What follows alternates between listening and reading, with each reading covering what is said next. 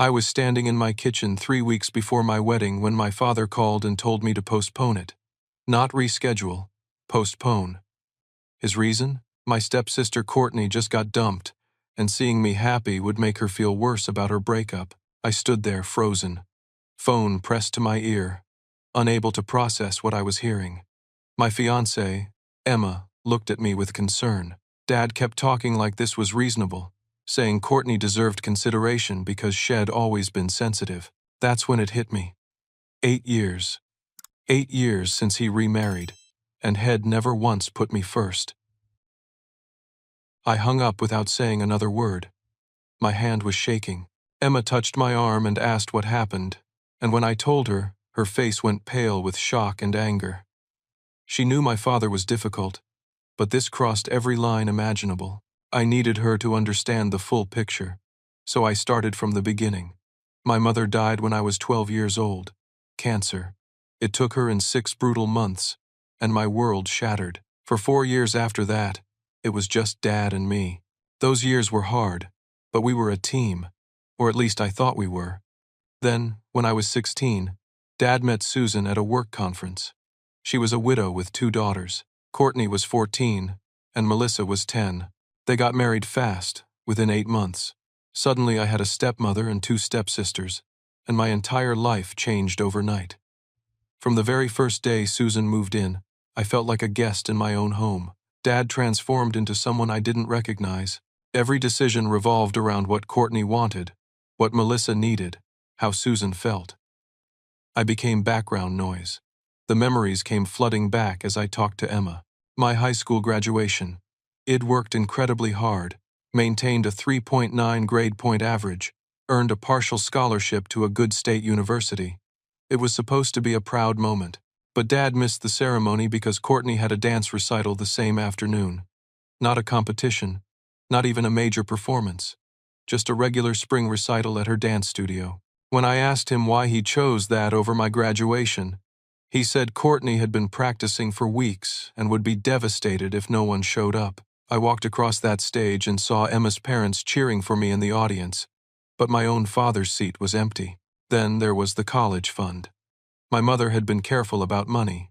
Before she got sick, she'd started setting aside savings for my education. After she died, Dad promised me that money would cover my tuition. But when I was 17 and starting to apply to schools, Dad sat me down and explained that money was needed elsewhere. Courtney wanted a car for her 16th birthday. Not just any car, but a nearly new Honda Accord that cost $18,000. Dad used my college fund for the down payment and first year of insurance. He told me I was smart enough to get scholarships and loans. Courtney, he said, really needed reliable transportation for her activities. I took out $43,000 in student loans. I worked 2 part-time jobs throughout college. Meanwhile, Courtney got everything handed to her. New clothes, spending money, a sweet 16 party that cost more than my entire freshman year meal plan. Every family dinner became a showcase for Courtney's accomplishments and Melissa's activities. When I came home for Thanksgiving my freshman year and tried to share that I'd made the dean's list, Dad smiled briefly and then turned to Courtney to ask about her latest dance competition. The conversation never came back to me. I moved out when I was 18 and rarely came home after that. College was in another city, 3 hours away. I'd visit for major holidays, but each visit reinforced how little space there was for me in that house. My old bedroom had been converted into a craft room for Susan within 6 months of my leaving. When I mentioned it hurt to see my space erased, Dad said I was being overly sentimental and needed to accept that families evolve.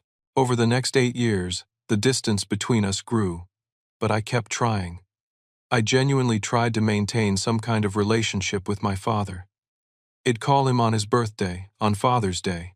I invited him to important events in my life. My college graduation, which he missed because Melissa had a volleyball tournament.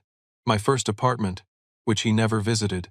The celebration dinner, when I got my first real job after graduation, which he canceled 2 hours beforehand because Courtney was having a crisis about whether to accept a job offer or go to grad school, and needed his advice immediately. Emma had witnessed this pattern throughout our 3-year relationship. She'd seen me make excuses for him over and over. Shed watched me get hurt repeatedly and then rationalize his behavior, always hoping things would somehow change, that my father would eventually see me again. But this wedding situation, shattered every last illusion I'd been clinging to. I looked at Emma and said I needed to call him back. She nodded, squeezing my hand for support. I dialed his number. He answered on the second ring, his voice cheerful like we'd been discussing weekend plans instead of him demanding I dismantle my wedding.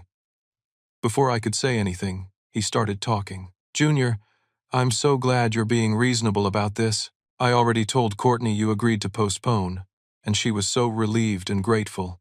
She's actually planning to come stay with you and Emma that weekend now. She needs to get away from everything here, and spending time with family will really help her heal. I told her you'd be happy to have her."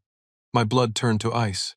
Had already told Courtney I agreed, without waiting for my actual answer, without any consideration for what I wanted, and now he expected me to host her the same weekend. Emma and I were supposed to be getting married. Had decided my life for me, just like Had been doing for 8 years. I exploded.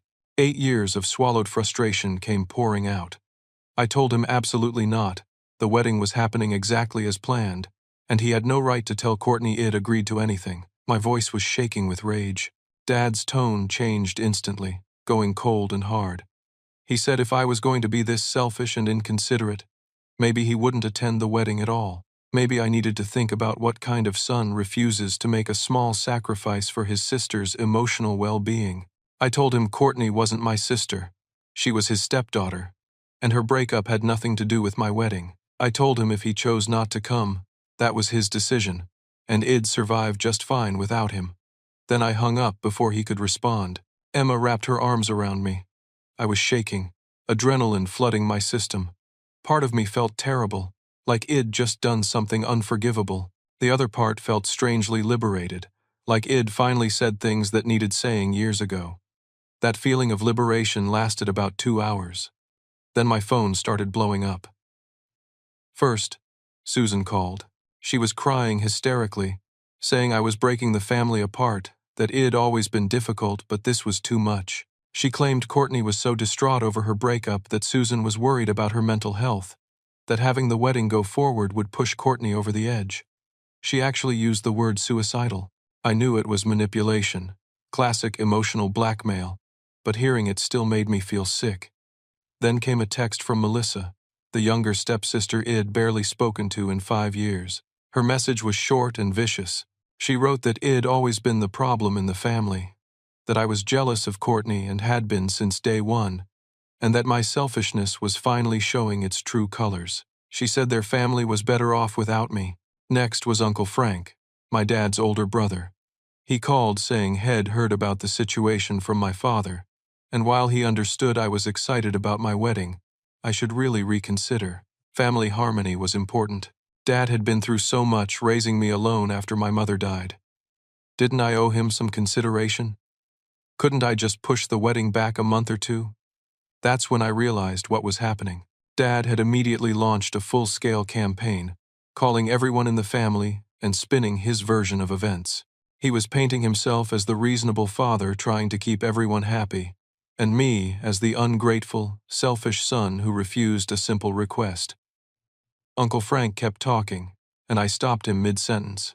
I asked him if Dad had mentioned that this simple request came 3 weeks before my wedding, if Dad had mentioned that deposits were non-refundable, that guests had made travel plans, that Emma and I had been planning this day for over a year, if Dad had mentioned that Had already told Courtney I agreed without even asking me first. There was a long silence. Uncle Frank said slowly that no, Dad hadn't mentioned those details. Dad had made it sound like the wedding was months away and I was just being stubborn. I thanked Uncle Frank for calling and said I needed to go. After I hung up, Emma's parents called. They'd heard about what was happening through the family grapevine and were outraged on my behalf. Emma's father, a straightforward man named David Hood, always treated me with more warmth than my own father. Said Head, "Be honored to walk me down the aisle if my dad didn't come." The offer made my throat tight with emotion. My best friend Tyler came over that evening. We'd been friends since middle school, and had witnessed my father's transformation after the remarriage. Tyler reminded me of all the times Dad had let me down, all the broken promises and missed moments. He said I deserved better and shouldn't feel guilty for standing up for myself. By the end of that first day, I was emotionally exhausted but also more certain than ever. I drafted a group text message to all the family members who'd contacted me. I kept it simple and clear. I wrote that the wedding would proceed as scheduled. Everyone was welcome to attend, but I wouldn't be discussing or debating the decision further. Anyone who wanted to come should RSVP. Anyone who didn't was free to decline. Then I sent it. I blocked Susan and Courtney's numbers because I couldn't handle any more manipulation, but I left Dad's number unblocked. Some small part of me still hoped He'd come to his senses and apologize. That He'd realize how badly He'd hurt me and try to make it right. That hope lasted 2 days. On the third day after the initial phone call, my cousin Derek called me. Derek was Uncle Frank's son, about my age, and we'd been close as kids. His voice was hesitant when I answered. He said he needed to tell me something, that he felt like I deserved to know. Dad and Susan were planning what they called a family intervention dinner. It was scheduled for the night before my wedding rehearsal dinner, and they'd invited my maternal grandparents, Uncle Frank, Derek, and several other cousins. The purpose was to pressure me into postponing the wedding. They were going to ambush me with family members, hoping group pressure would change my mind. But here was the worst part. They hadn't invited me. They were planning to show up at my rehearsal dinner location and stage their intervention there, in front of all my friends and Emma's family. Derek said He'd agreed to come before he understood what they were really planning. Now that he knew, he thought the whole thing was wrong. He wanted me to be prepared. I felt like I'd been punched in the stomach. My father was willing to sabotage my rehearsal dinner. He was willing to humiliate me in front of everyone I cared about. He'd lied to extended family members to get them on his side. Derek told me something else. Dad had been spreading specific lies. He'd told people I'd uninvited Courtney from being a bridesmaid out of spite. The truth was, I'd never asked Courtney to be in the wedding party. We weren't close. Emma had her sister and 3 close friends as bridesmaids. Dad was in the original plan to walk me down the aisle. That was his only role. But He'd rewritten history to make me look cruel. He'd also told people I demanded he not bring Susan to the wedding, which was completely false. Susan was invited. Every family member was invited. I'd never excluded anyone. Dad had constructed an entire narrative where I was hostile and unreasonable, where I'd been pushing my stepfamily away for years, out of jealousy and resentment. He'd made himself the victim of my bad behavior. After I got off the phone with Derek, I sat in silence for several minutes, processing everything. Emma came home from work and found me staring at the wall. When I explained what Derek had told me, she looked furious. Then her expression changed to determination. She said we should go to the rehearsal dinner location early. We'd confront this head-on instead of letting Dad control the situation. We'd get there before them and be ready. I called my maternal grandparents next. Grandma Helen and Grandpa Robert had raised my mother, and they'd been devastated when she died. They'd always been loving toward me. But they lived 4 hours away in a small town and we didn't see each other as often as we should. Dad had told me they were invited to what he described as a family meeting before the wedding. They thought it was going to be a nice gathering. When I explained the truth, Grandma Helen's voice went hard in a way I'd rarely heard. She said they'd be at the rehearsal dinner early with me. Then she said something that changed everything. She asked if I knew about the life insurance money. I went quiet. She asked again, her voice tight. Did my father ever tell me about the life insurance payout after my mother died? I said no. I didn't know anything about life insurance. I knew Mom had some, but Dad never discussed it with me. Grandma Helen was silent for a long moment. Then she said my mother had a policy through her job, a substantial one. When she died, Dad received a payout of $300,000. The policy specified that the money was intended to secure my future, my education, my first home. Dad was supposed to put it in trust for me, or use it exclusively for my benefit. I couldn't breathe. $300,000. While I'd struggled through college with loans and 2 jobs. While I'd lived in a cramped studio apartment after graduation because I couldn't afford anything better. While I'd saved for 3 years, just to afford a modest wedding. Grandma Helen said she and Grandpa Robert had always wondered why I had such financial struggles in college. Dad had told them the life insurance money went into a college fund for me, but they'd noticed I was clearly working multiple jobs and taking out loans. They'd wanted to ask but didn't want to overstep. Now, knowing what Dad had done with my wedding, she was beginning to suspect the worst. She asked if I'd be willing to look into what happened to that money. If Dad had used it for other purposes, there might be legal recourse. I told her yes. Absolutely yes. The night of the rehearsal dinner arrived. Emma and I got to the venue an hour early, along with Emma's parents and her sister. My grandparents drove in and met us there, along with Tyler and a few other close friends who had warned about the potential drama. Sure enough, when we arrived, there were already cars in the parking lot. Through the window of a private room off the main dining area, I could see Dad, Susan, Uncle Frank, and about 8 other family members gathered around a table. They hadn't expected me to be there yet. I walked in with Emma holding my hand, my grandparents flanking me, and Tyler right behind us. The room went quiet when I opened the door. Dad's face cycled through shock, anger, and then a forced smile. He started to speak. Something about how nice it was that we could all gather as a family before the big day. His tone was condescending, like he was talking to a child who'd wandered in during an adult conversation. I didn't let him get far. I'd spent 2 days preparing for this moment, and I was done with his manipulation. I said calmly that I understood they were planning an intervention to pressure me into postponing my wedding. I said I was aware Dad had been spreading lies about me to justify his unreasonable demands. I addressed the room, looking at each family member in turn, and told them the truth. I was never asked to postpone months in advance. The request came 3 weeks before the wedding. I never uninvited Courtney from being a bridesmaid because she was never asked to be one. I never demanded Dad not bring Susan. Every single claim Head made was false. Uncle Frank looked uncomfortable. A few cousins shifted in their seats. Dad tried to interrupt, tried to spin it, but I kept talking. I explained about the missed graduations, the college fund that went to Courtney's car, the 8 years of being invisible in my own family. Then Grandma Helen stood up. She's a small woman, barely 5 feet tall, but in that moment she seemed immense. Her voice was steady and cold. She looked directly at Dad and asked what happened to her daughter's life insurance money. $300,000 that was meant for Junior's future. Where did it go? The room went completely silent. You could have heard a pin drop. Susan's face drained of all color. Uncle Frank's eyes widened. Dad stammered, his mouth opening and closing like a fish out of water. He finally said Head used it for family expenses, that raising 3 kids was expensive, that the money had gone toward household costs. Grandpa Robert spoke for the first time, his voice quiet but carrying absolute authority.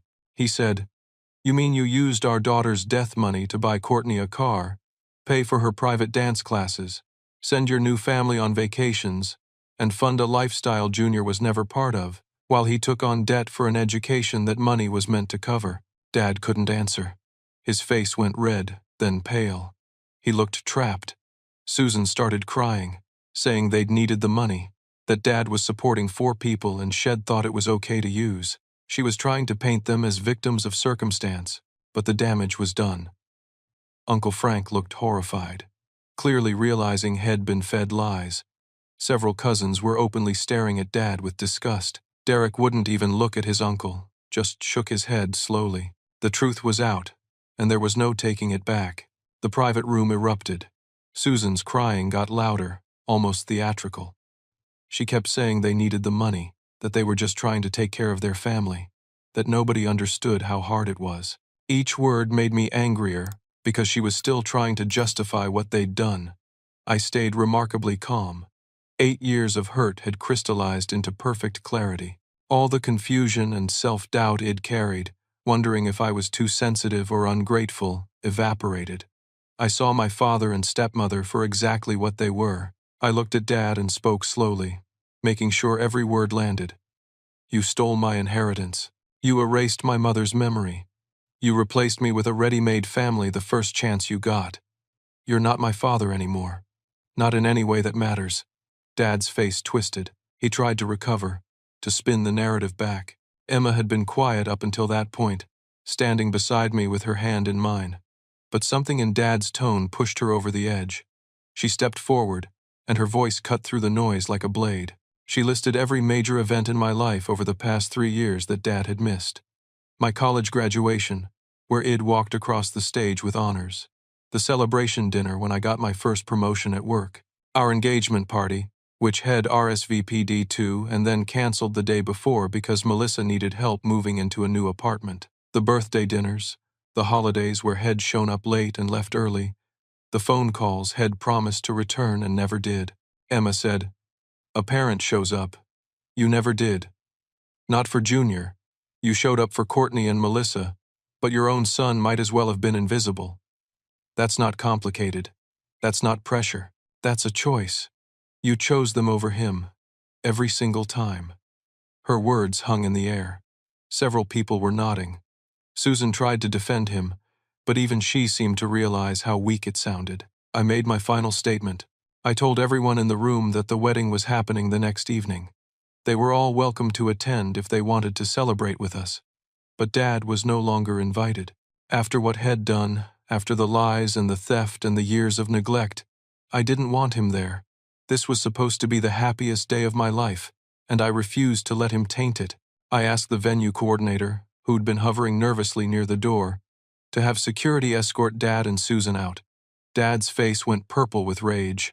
Susan started shrieking that I was cruel and heartless, that I'd regret this, that I was throwing away my family over nothing.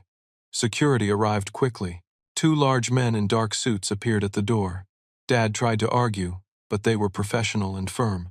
He and Susan were escorted out, Susan still wailing about how unfair everything was. That's when Courtney appeared. She'd apparently been in the bathroom during the entire confrontation and had missed everything. She walked into the room looking confused, her eyes red like she'd been crying. When she saw security escorting her mother out, she looked around frantically, trying to understand what happened. Someone quickly filled her in, and her face went through several emotions: shock, embarrassment, and then something that looked like shame. She stood there for a moment, then spoke quietly. "I never asked you to postpone your wedding. I didn't even know you were getting married until Dad told me yesterday. He said you'd offered to change the date for me, and I should be grateful." The room went silent again. This was yet another lie. Dad had fabricated Courtney's supposed devastation, her desperate need for the wedding to be postponed. Had used her as a prop in his manipulation without even telling her the truth. Courtney looked at me, and for the first time in 8 years, I saw something genuine in her expression. She said she barely knew me, that Susan had always made everything about her and Melissa's comfort, and she was starting to realize how messed up that was. She said she was sorry and then left quickly, following security out to find her mother. After they were gone, the energy in the room shifted completely. The remaining family members rallied around me. Grandma Helen hugged me tight and whispered that she was proud of me. Grandpa Robert shook my hand firmly and promised they'd help me get answers about the life insurance money. Uncle Frank approached me hesitantly and asked if we could talk privately sometime after the wedding. He wanted to understand how He'd been so blind, and he wanted to rebuild our relationship the right way. The planned intervention had backfired spectacularly. Instead of isolating me, it had exposed the truth and brought clarity to everyone present. We moved to the main dining area where the actual rehearsal dinner was supposed to take place. Emma's family and our friends had been waiting, aware something was happening but not sure what. When we explained, they were supportive and loving, exactly what I needed. The rehearsal dinner ended up being a strange but meaningful evening. It became less about practicing for the wedding and more about celebrating the fact that I'd finally stood up for myself. People shared stories, laughed, and created a warmth that had been missing from my family gatherings for years. That night, Emma and I got home around 11. I was exhausted, emotionally wrung out, but also feeling lighter than I had in years. I'd confronted the man who was supposed to protect me and had instead betrayed me. I'd spoken my truth. I'd set boundaries. At 2 in the morning, my phone buzzed, a voicemail from Dad. I almost deleted it without listening, but something made me press play. His voice came through the speaker, tight with anger. There was no apology, no reflection. Instead, he doubled down on everything. He said I'd always been jealous of Courtney, that my resentment had poisoned me.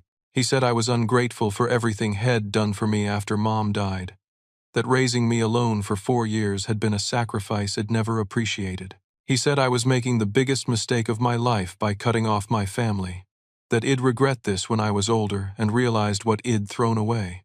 The voicemail ended with a threat disguised as concern. When you come crawling back, and you will, don't expect me to forgive you easily. You've burned bridges that can't be rebuilt. Think about that before you go through with this wedding. I saved the voicemail, not because I wanted to listen to it again, but because it was evidence. Evidence of his mindset, his manipulation, his complete inability to take responsibility. That message confirmed what I'd suspected but hadn't fully accepted until that moment. My father would never change. He would never admit fault. He would never be the parent I needed him to be. And strangely, that realization brought peace. I wasn't hoping anymore.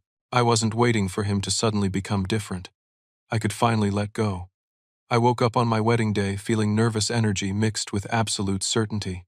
Despite everything that had happened, or maybe because of it, I knew I was making the right choice in marrying Emma. Shed stood beside me through the worst family drama imaginable, never wavering. The morning was busy with final preparations. My groomsmen, led by Tyler, picked me up and took me to breakfast. They kept the mood light, telling stupid jokes and reminiscing about college. It was exactly what I needed. When we got to the venue around noon to start getting ready, David, Emma's father, pulled me aside. As a quiet man, thoughtful and steady, he put his hand on my shoulder and said if I wanted someone to walk me down the aisle with me, he'd be honored to do it. The offer made my eyes sting with unexpected emotion. I thanked him and said I'd think about it. Guests started arriving around 4. The ceremony was scheduled for 5. I stood in the groom's ready room, adjusting my tie for the 10th time, when Tyler poked his head in and said someone was asking to see me. My stomach dropped. I thought maybe Dad had shown up to cause a scene, but Tyler's expression was neutral, not alarmed. He said it was Courtney. She was standing in the hallway outside the room, wearing a simple blue dress, her hands clasped nervously in front of her. When she saw me, she immediately said she'd understand if I wanted her to leave. She knew she wasn't invited to the wedding party, but she wanted to attend if that was okay. I was genuinely surprised. After the blow-up last night, I hadn't expected to see her again. She spoke quickly, like she needed to get the words out before she lost courage. She said she'd been in therapy for the past 2 months, actually dealing with her breakup and some other issues. Last night's confrontation had shaken her. She'd gone home and really looked at how her mother and my father had behaved. She saw the manipulation clearly for the first time.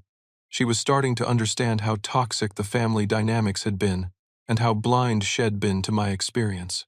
She said she was sorry, not just for last night, but for the past 8 years, for benefiting from a situation that hurt me, for never questioning why I was never around, for accepting the narrative that I was the problem.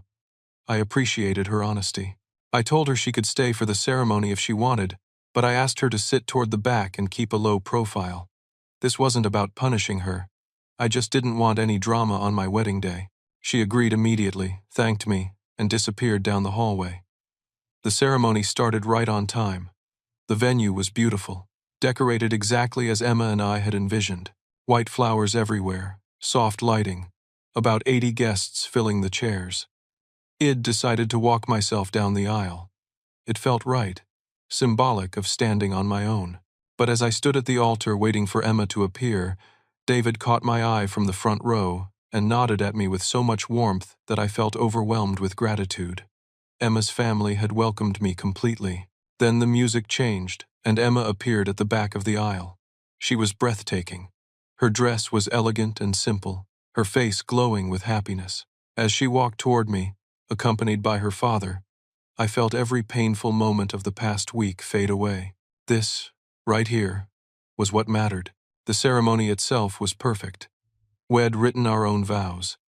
When it was my turn to speak, I mentioned my mother briefly, saying I knew she was with us in spirit and would have loved Emma. My voice cracked a little, but I got through it. I talked about building a future based on showing up for each other, on being true partners, on creating a family defined by love and presence. not obligation. Emma's vows made me cry. She talked about my strength, my resilience, my capacity for forgiveness and growth. She said she was honored to be building a life with someone who knew what mattered. When we kissed and turned to face our guests as husband and wife, the applause was thunderous. Walking back down that aisle with Emma's hand in mine, I scanned the crowd. Conspicuously absent were Dad, Susan, and Melissa, but Courtney was there in the back row, clapping with tears running down her face. My grandparents were in the front, beaming. Uncle Frank gave me a thumbs up. Tyler was grinning like an idiot. The reception was pure joy. No drama, no tension, just celebration. The food was excellent, the music was perfect, and the speeches were heartfelt. Uncle Frank spoke during the family toasts, publicly apologizing for doubting me and praising Emma for her loyalty. It meant more than he probably knew. Tyler's best man speech was a perfect mix of humor and sincerity. He told embarrassing stories from our teenage years, then talked about watching me grow into a man of integrity despite difficult circumstances. He raised his glass and said, "To Junior, who proves every day that family is what you make it, not what you're born into." David, Emma's father, gave a speech that absolutely destroyed me emotionally in the best way. He talked about gaining a son, about how Emma had chosen well, about how their family was proud to welcome me. He said, "We're honored to have a son like you. You've shown remarkable character, and we're grateful Emma found you." I felt a belonging I hadn't experienced in years. This was family. These people who showed up, who celebrated with us, who supported us through chaos. Late in the reception, around 9 at night, I noticed Courtney getting ready to leave. I excused myself from a conversation and caught up with her near the exit. She seemed surprised that Id followed her. I thanked her for coming. I told her it meant something that Shed acknowledged the truth, even if it was difficult. She nodded, looking uncomfortable but genuine. She said she was sorry Shed been blind for so long, that I deserved better from all of them. I told her I hoped Shed find her own path forward. We wouldn't be close. Too much had happened, and we didn't really know each other. But it was acknowledgement, and that was enough. The night ended perfectly. Emma and I left around 11, exhausted and happy, heading to a hotel near the airport for a few hours of sleep before our early morning flight. As we drove away from the venue, I looked back at the glowing windows and felt complete peace. I'd done it. I'd stood up for myself. I'd married the love of my life, and I'd surrounded myself with people who actually valued me. The next morning, we were waiting at the airport gate for our flight to a small Caribbean island for our honeymoon when I checked my email. There was a message from a law office I didn't recognize.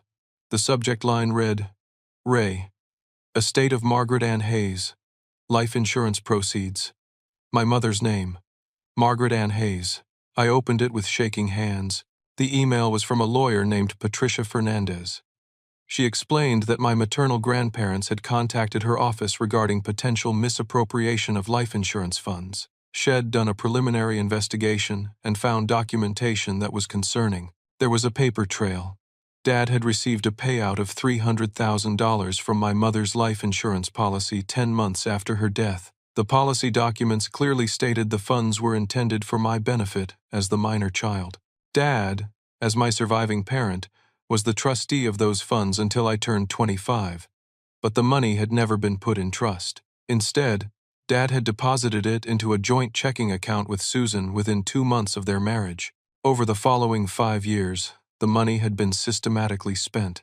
The lawyer had found records of major purchases: Courtney's $18,000 car, a $50,000 kitchen renovation, family vacations including a $23,000 trip to Europe that I'd never been invited on, Melissa's orthodontic work that cost $12,000, and numerous other expenses that benefited Dad's new family but never me.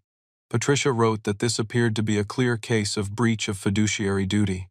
She believed I had grounds for a lawsuit to recover the misappropriated funds plus interest and potentially damages.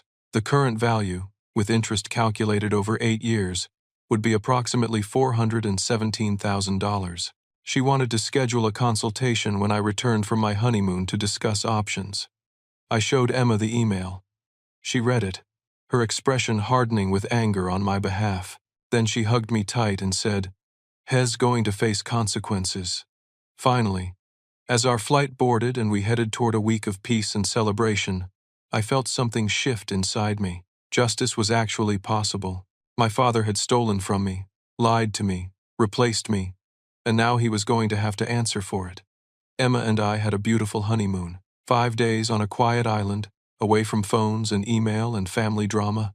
We snorkeled, ate incredible food, slept late, and just existed together. It was healing in ways I didn't know I needed. But when we got home, reality was waiting. There were 17 missed calls from various family members and a certified letter from Dad's lawyer. The letter was exactly what I expected. It threatened me with a defamation lawsuit if I continued to spread false and malicious claims about his use of my mother's life insurance money. It called my accusations baseless and harmful, and demanded I immediately cease discussing the matter with anyone. I forwarded the letter to Patricia Fernandez, my lawyer. She called me within an hour, laughing. She said threatening letters like this were common when someone got caught doing something indefensible. It was intimidation, nothing more. Dad's lawyer knew the evidence was damning. Patricia had been busy during the week I was gone. Shed subpoenaed bank records, obtained the original life insurance policy documents, and built a timeline of exactly how the money had been spent. The case was even stronger than Shed initially thought. She showed me everything during our consultation. The policy was crystal clear. My mother had specifically designated the funds for my education, future housing costs, and overall welfare. Dad was named as trustee, but the money was legally meant for me. By depositing it into a joint account with Susan and spending it on household expenses and his stepchildren, Head violated his fiduciary duty. The paper trail was devastating.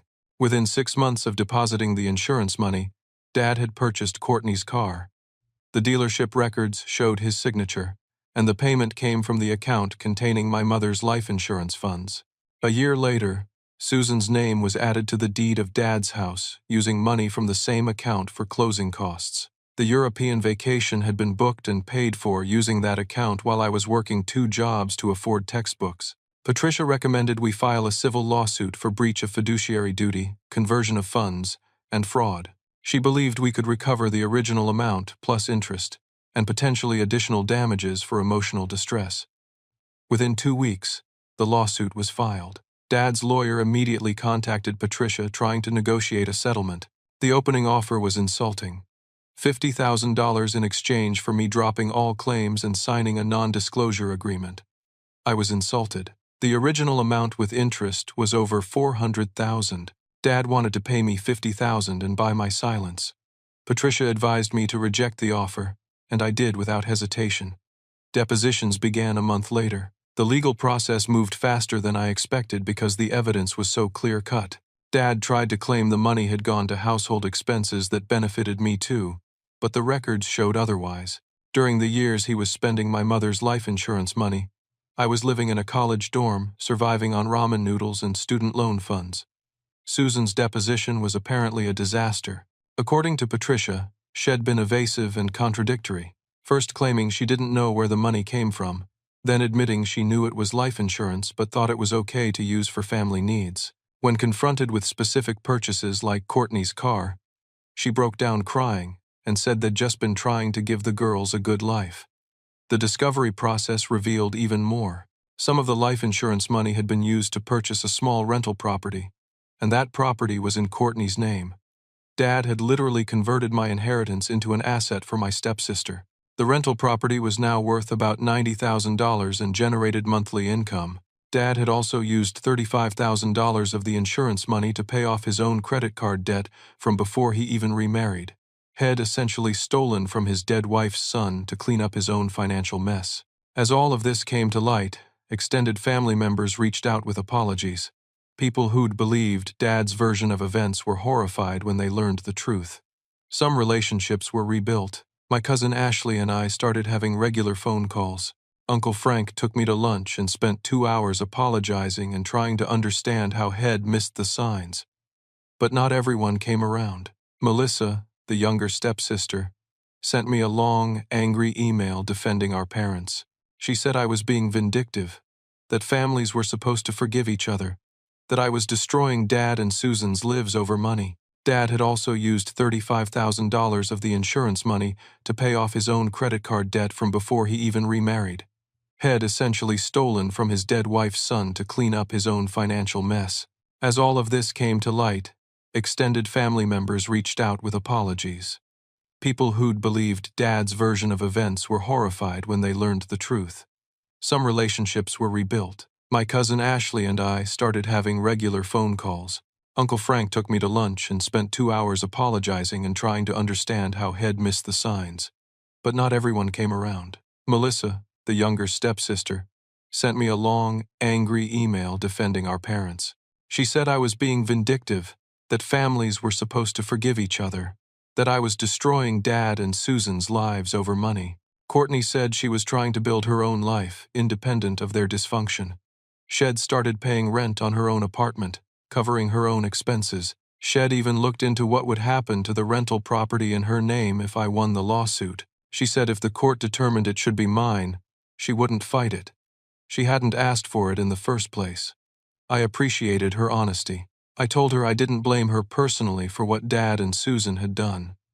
She'd been a kid when most of it happened. But I also told her I didn't think we'd be close. Too much history, too much pain. She understood. Over the next few months, my life stabilized, in wonderful ways. Emma and I found a small house we loved and made an offer. My career was going well, with a promotion and raise that gave us more financial breathing room. We were building something real and solid together. The lawsuit negotiations continued. Dad's second offer was $125,000. Still insulting. Patricia advised that if we went to trial, we'd likely win significantly more. I told her to prepare for trial. I wanted him to face full accountability. The third offer came right before the trial date, $275,000, paid over 3 years in structured payments, plus the rental property in Courtney's name would be transferred to me. In exchange, he'd agree not to pursue additional damages for emotional distress. Patricia said it was a reasonable offer. Trial was expensive and uncertain, even with strong evidence. The settlement would give me substantial funds to build my life, recover most of what was stolen, and close this chapter. I agreed to the settlement. It wasn't everything, but it was justice. Real, tangible justice. The day I signed the settlement papers, I felt closure. Not happiness exactly, but resolution. My father was being held accountable. The money that should have been mine was finally coming back to me. I could move forward. 2 days after the settlement was finalized, Dad showed up at my workplace. Security called me before letting him into the building. I could have had them turn him away, but something made me agree to meet him in the lobby. He looked terrible, haggard, like he hadn't slept in days. His clothes were wrinkled and had lost weight. When he saw me, he started talking immediately, his words tumbling over each other. He begged me to drop the settlement, claimed it would bankrupt him and Susan, that they'd lose their house if they had to pay me. He played the victim again, saying I was destroying his life over ancient history. He said the money was spent years ago, it was gone. Making him pay it back now was cruel and vindictive. I let him talk himself out. Then I spoke, my voice calm and steady. I'd practiced these words in my head for weeks. You had 8 years to be my father. You chose Susan's daughters instead. You had 3 weeks before my wedding to apologize. You chose to lie and manipulate. You had a month after the wedding to make things right. You chose to leave a voicemail blaming me for everything. This isn't revenge. This is accountability. Mom would have wanted her money to help me build my life, and that's exactly what's happening now. Dad's face twisted with rage. The mask of victimhood slipped, and I saw his true self underneath. His voice went cold and hard. Your mother would be ashamed of the vindictive, heartless person you've become. Shed, be disgusted. Something inside me that had been holding on to hope finally let go. My father didn't love me the way a father should. Maybe he never had. Maybe he was incapable of it. But either way, I didn't need him anymore. I turned and walked away without another word. Security escorted him out of the building. I went back to my office, closed the door, and sat quietly for a few minutes. It was over. Truly, over. I would never see him again. And I was okay with that. 6 months passed. 6 months of building a life that felt genuinely mine for the first time. Emma and I closed on our house, a 3-bedroom ranch, in a quiet neighborhood with good schools. We used part of the first settlement payment for the down payment, and still had money left for furnishing it the way we wanted. No hand-me-downs, no making do. We chose everything together. The house had a backyard, which was important to both of us. We wanted space for future kids to play, for summer barbecues, for a garden. It felt like a real beginning. Id started having weekly dinners with Grandma Helen and Grandpa Robert. Every Sunday, E'd drive out to their place or they'd come to us. We'd cook together and spend hours talking. They shared stories about my mother, memories E'd never heard. I learned Shed been stubborn and fiercely loyal, that Shed had a sarcastic sense of humor, that Shed loved old movies and hated mornings. These dinners became sacred to me. Through them, I felt connected to Mom in a way I hadn't since she died. Dad had essentially erased her from the house after Susan moved in, putting away photos and avoiding talking about her. Grandma and Grandpa gave her back to me through their stories. Courtney visited occasionally. Our relationship would never be sisterly, but there was mutual respect. Shed continued therapy and was working on establishing her own identity separate from Susan and Dad. Shed gone back to school to finish a degree Shed abandoned years ago. She was trying, and I appreciated that. Id reconnected with Uncle Frank, too. Had been genuinely horrified by what Dad had done and was working to repair our relationship. It would take time, but I was open to it. Head owned his mistakes and was showing up differently now. Emma's family had fully embraced me as one of their own. Her parents included me in all family events. Her siblings treated me like a brother. It gained a family by marriage that was healthier and more functional than the one it'd been born into. At work, I received another promotion. The stability in my personal life had allowed me to focus and excel professionally. I was building a career I was proud of, working with people I respected. The rental property that had been in Courtney's name was officially transferred to me. I decided to keep it as an investment. The monthly rental income would go toward saving for my future kids' college funds. The irony wasn't lost on me. Money that Dad had stolen from my education fund would now fund my children's education. Then, in early spring, Emma told me she was pregnant. We'd been trying for a few months, hoping but not expecting it to happen quickly. When she showed me the positive test, I completely broke down. Happy tears, overwhelming joy mixed with terror and determination. I was going to be a father, and I was going to be the father my dad never was. That night, I wrote a letter to my unborn child. I poured everything into it, all my promises and hopes. I promised to always show up, to prioritize them, to make them feel valued and seen, to protect them but also let them grow, to be present for the big moments and the small ones, to never make them compete for my attention or love, to be honest about my mistakes and always try to do better. I included a photo of my mother in the letter, telling my child about the grandmother they'd never meet but who would have loved them fiercely. I wanted them to know where they came from, the good and the difficult parts. On what would have been Mom's 53rd birthday, Emma and I planted a tree in our backyard, a Japanese maple with delicate red leaves. We stood there together, my hand on Emma's still flat belly, and I felt my mother's presence stronger than I had in years. I imagined her proud of the man I'd become, the family I was building, the courage it took to walk away from toxicity. I'd been in therapy throughout these months, processing everything. My therapist helped me understand that cutting off my father wasn't cruelty. It was self-preservation. That loyalty to family doesn't mean accepting mistreatment, that I had the right to protect my peace. I learned that I couldn't force someone to value me. My father had made his choices consistently for 8 years. I'd made excuses for him, hoped he'd change, bent myself into shapes trying to earn his love. But his inability to see me, to prioritize me, to treat me with basic decency wasn't my failure. It was his. Therapy helped me grieve the father I'd needed but never had. I'd been mourning that loss for years without realizing it. Acknowledging the grief allowed me to finally move past it. I was learning that real family, the family that matters, is chosen through actions. It's the people who show up, who keep their promises, who celebrate your successes and support you through failures, who see you and value you consistently. By that definition, I was surrounded by family. Emma and her parents and siblings, my grandparents, Tyler, and a few close friends who'd stuck with me through everything. Uncle Frank, slowly earning his way back. Even Courtney, in her limited way, showing up differently than before. As Emma's pregnancy progressed and we started preparing the nursery, I felt profound peace. I was building something my father never could, a home based on love and presence, not obligation and control. The settlement payments continued coming quarterly. We were smart with the money, investing most of it, using some for the house and necessities. That money, my mother's gift to me that had been stolen and was now returned, was securing our future. I thought about my father sometimes, wondered how he was doing, but I didn't reach out. I didn't need to know. Head made his bed, and whatever he was lying in now was a consequence of his own choices. I hoped Head learned something, but I didn't expect it. Some people never change. What mattered was that I had changed. Id found my voice. Id set boundaries.